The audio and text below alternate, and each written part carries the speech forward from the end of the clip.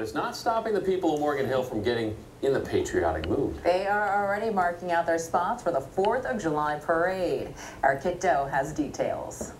SkyDrone 5 gives us a bird's eye view of the parade route in Morgan Hill, where the county's largest July 4th parade is more than a month away.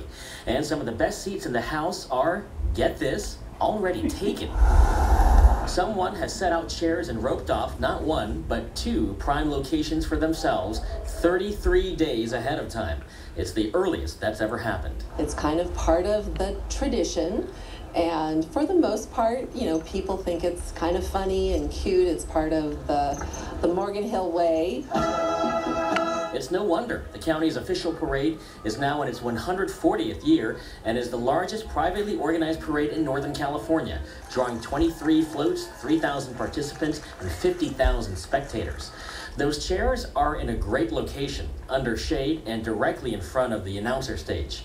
The city says the chairs aren't causing any problems and will not remove them. This is part of that small town feel. Are you just mad because you didn't think of it yourself? No, not at all.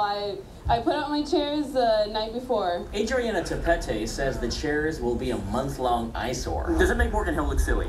It kind of does, because people are going to think like, oh, look at these silly townspeople, like, well, when we're really not like that. We're just really nice and caring people that just, you know, we care about the events that go on in this town. In Morgan Hill, Kit Doe, KPIX 5. You know, they've been doing that in my neighborhood too. Not this early, but yeah. That's like playing Christmas music in September.